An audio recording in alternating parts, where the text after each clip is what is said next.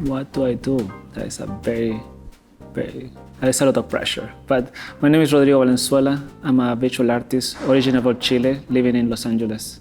I'm here at BRIC House, installing my show, New Words for a Post-Worker World.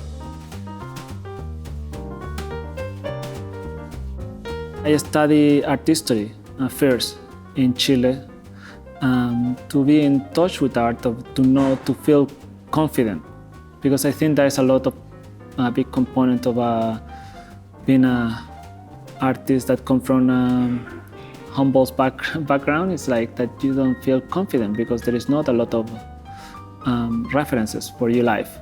So yeah, I made a lot of art.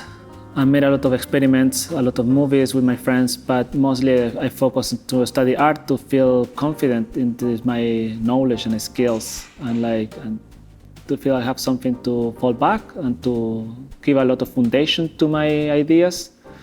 And later I studied philosophy here in USA to just feel inadequate to participate in the market and the art scene. I always thought I needed more background, more foundation. So for a long time, it was mostly about accumulating knowledge. I moved here because I wanted to be an artist, and I wanted to really just escape Chilean culture. So I decided to move here to try to be an artist and try to experiment with all the possibilities. I originally wanted to be a filmmaker, and then I got more into photography and painting and sculpture. But that was like 17 years ago, so my life has changed radically since I was mopping floors in construction sites in Boston to being a landscaping worker in Seattle and in Olympia, Washington, mover. I did all kind of manual jobs possible for many years until I got my green card. So I still use in my art all the things I have learned, from framing, as you can see here, to concrete work, as I have done in previous series. Moving and organizing and making everything kind of fit into some way. And I transport the work from LA here. I pack the truck myself and I load and I drop. So part of me likes to be embedded in every part of the production. I make the frames because I learned carpentry from a very young age. So yeah, the worker doesn't go away.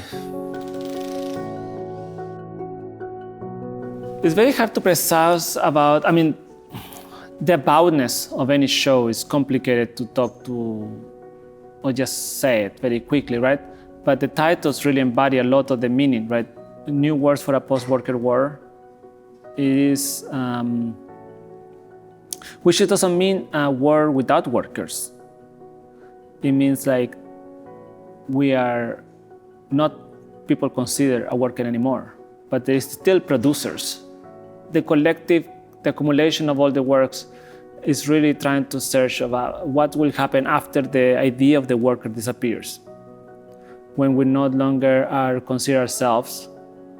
Because in some way, right, everybody wants to be the first one that does something. Everybody wants to be the best at something, right?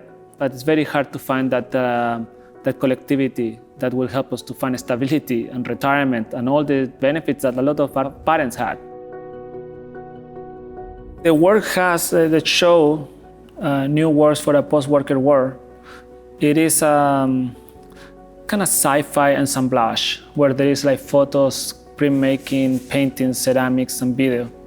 The largest series I have is called Afterworks, and it's a series of 26 silver gelatin prints that were done in early 2020.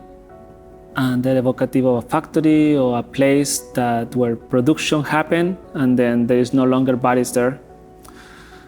Then I have the series Weapons, that is, in my mind, is the aftermath of the workers leaving the factories and creating these weapons out of precarious materials.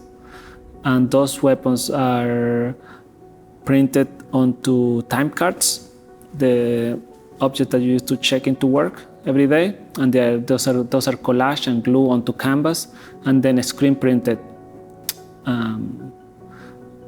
So the photos I did of the weapons get translated into screens and then printed onto these time cards. And that series of weapons, which is also a series of around 30 images. I'm only showing 16 of them here.